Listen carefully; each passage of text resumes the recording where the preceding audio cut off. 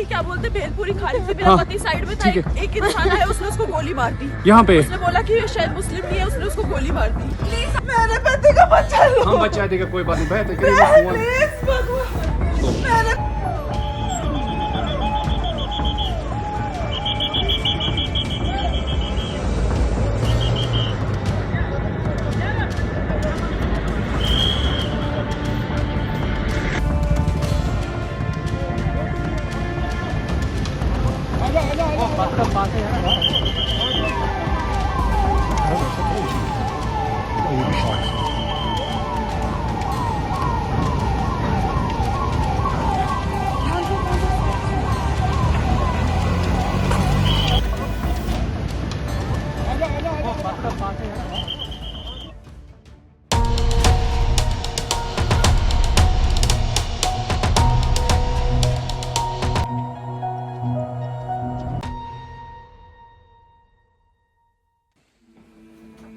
नमस्ते दोस्तों, मैं हूं आपका अपना प्रकाश और आज मेरे दिल में एक भारीपन है, एक गुस्सा है और एक गर्व भी है। 22 अप्रैल 2025 ये वो तारीख है जिसे कोई हिंदुस्तानी कभी भूल नहीं सकता।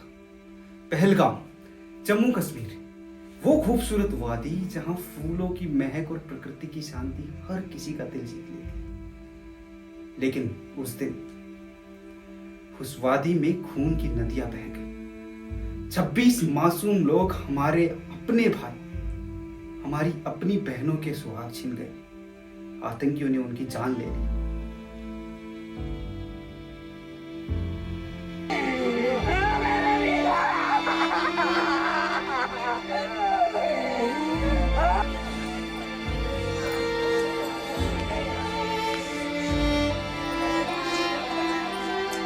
वहाँ पर थी, क्या बोलते भेलपुरी खा रही थी, मेरा पति साइड में था, एक इंसान आया, उसने उसको गोली मार दी यहाँ पे। उसने बोला कि ये शायद मुस्लिम नहीं है, उसने उसको गोली मार दी।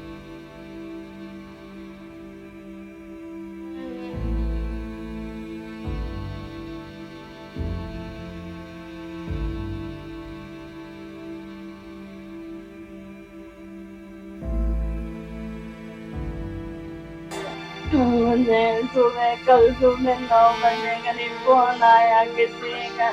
उन्होंने बताया कि तुम्हारे हस्बैंड के गर्दन में चोट आ गई है, वो ऑपरेशन में गए। आज एक और बहन का भाई चला गया, एक और माँ का बेटा चला गया, एक और पिता ने अपना लाल खो दिया। मेरा नाम है शान्या है, मेरी एक छोटी बहन है, मॉम डैड 4 लोग हैं। हमें नहीं पता था कि वो कश्मीर हमारे लिए इतना ज़्यादा ख़राब हो जाएगा। हम तो अपने the way the government used to say कि कश्मीर अब सेफ है, 370 हट चुका है, कश्मीर में जाते हैं लोग, कश्मीर में घूमेंगे लोग, तो उस हिसाब से गए थे। उन्होंने मुझे गन ऐसे करके मेरे को बस ऐसे हिलाया और चले गए। उसने बोला कि हमें मार दो, हमें भी मार दो। तो उन्होंने बोला कि नहीं जाओ, जो मैंने तुम्हारे पति के साथ किया है अपने गवर्नमेंट को बताओ जाके। हमारी सरकार ने हमें वहाँ अनाथ छोड़ दिया था, हमारी आर्मी ने हमें वहाँ अनाथ छोड़ दिया था।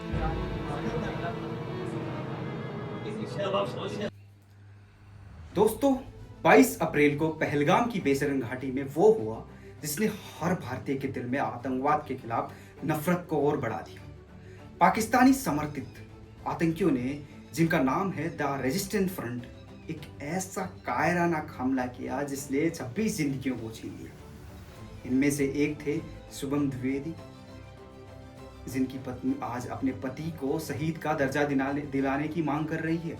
एक नौसेना अधिकारी विनय नरवाल, जिनका परिवार आज भी सदमे में है। और ये आतंकी अकेले नहीं थे। फ्रंट न्यूज नेटवर्क के अनुसार पहलगाम के बेसरन घाटी में 22 अप्रैल को हुए आतंकी हमले में के बाद से अभी तक जम्मू कश्मीर के विभिन्न इलाकों में 2900 लोगों को हिरासत में लिया गया है, क्योंकि इस हमले में लोकल सपोर्ट था। इन सभी को पीएसए यानी कि पब्लिक सेफ्टी एक्ट और प्रिवेंटिव डिटेंशन आधार पर जेल में डाला गया है। हालांकि मामले की तफ्तीश कर रही राष्ट्रीय जांच एजेंसी एनआईए फिलहाल किसी को गिरफ्तार नहीं कर सकी है। सोचिए, हमारे ही देश में कुछ लोग ऐसे हैं जो इन आतंकियों का साथ देते हैं। लेकिन दोस्तों, ये दुख सिर्फ हमारा नहीं है, ये उस हर परिवार का है जिसने किसी अपने को खोया है। मैं आपसे पूछता हूं, क्या हम चुप रह सकते हैं? क्या हम इन मासूमों का खून बहने दे सकते हैं? नहीं, बिल्कुल नहीं। यहीं से शुरू होती है एक कहानी, एक नया अध्याय, ऑपरेशन सिंदूर।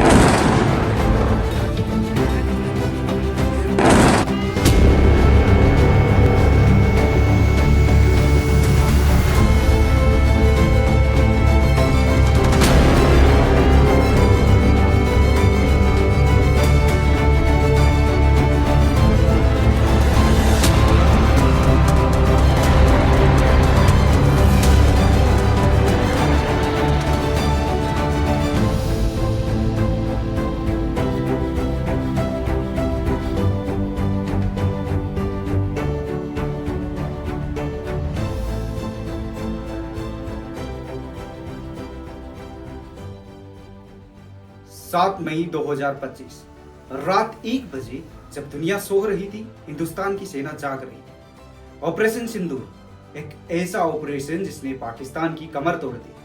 भारतीय सेना ने 9 आतंकी ठिकानों को निशाना बनाया, 4 पाकिस्तान में, 5 पाक अधिकृत कश्मीर में, मुरिद के जहां लश्कर ए तैयबा का हेडक्वार्टर है और बहावलपुर जहां जैश ए मोहम्मद का अड्डा है, इन सबको मिट्टी में मिला दिया।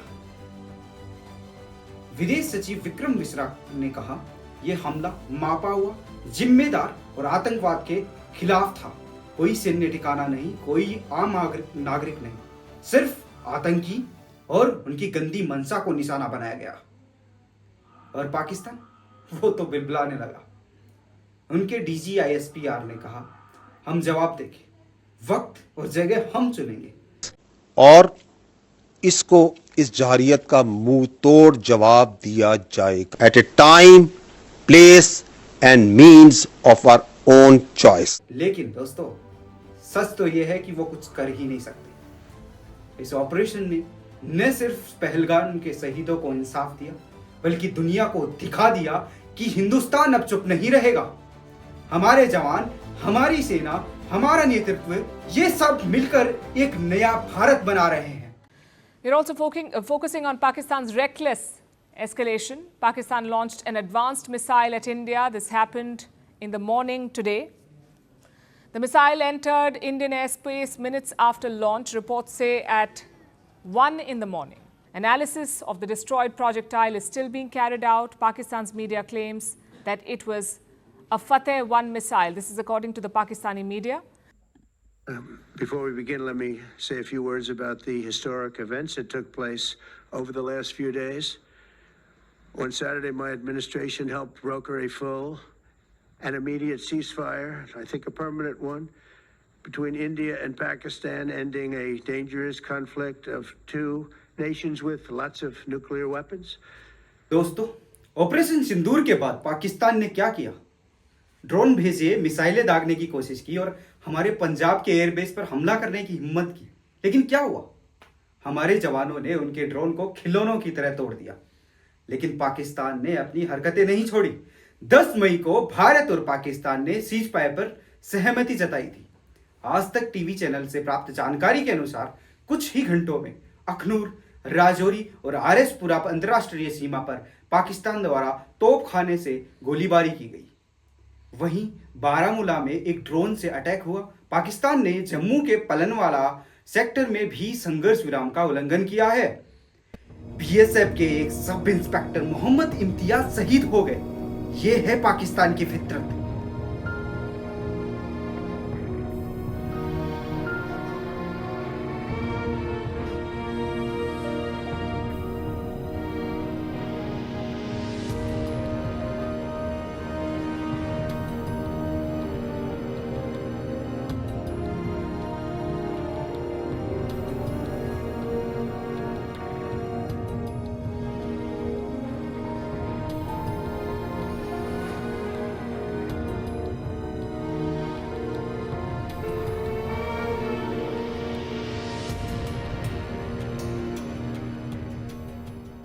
जैसा शशि थरूर जी ने कहा, उनकी फितरत है मुकर जाने की, उनकी फितरत है मुकर जाने की, उसके वादे पे यकीन कैसे करूं।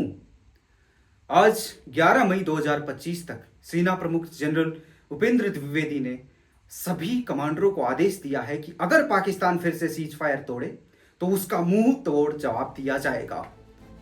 दोस्तों, पूरी दुनिया हमारे साथ है। G7 देशों ने पहलगाम हमले की निंदा की है और भारत के कदम को सही ठहराया है। Hours after agreeing to a ceasefire, they appear to be violating it. Drones have been spotted over the skies in Jammu and Kashmir. It's almost a repeat of Thursday and Friday night. You can see the same dots of light in the sky. Now, the Chief of Army Staff, General Upendra Dwivedi, conducted a thorough review of the security situation with Army commanders stationed along the western borders. There you can see those pictures of this review coming a day after the ceasefire declaration. And when we also saw yesterday that there was some, breaches of that agreement. Let's go across to Vishnu now for more. And Vishnu, the vigil remains very, very high. Give us more details. What can we share with our viewers about this review? So that is a standing instruction that remains. It is a strong message which has been sent out saying that, look, there is a ceasefire agreement which has been signed. Pakistan must adhere to that. We cannot have ceasefire violations like what we saw yesterday when several hours after the agreement was announced by Pakistan, by India, by the United States as well, that, there was these explosions which were heard in various places.